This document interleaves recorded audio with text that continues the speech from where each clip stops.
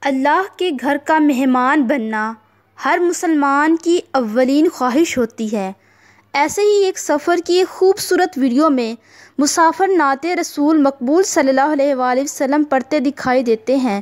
آئیے دیکھتے ہیں مکمل ویڈیو دیکھنے کے بعد کامنٹ سیکشن میں اپنی رائے ضرور دیا کریں۔ جزاک اللہ۔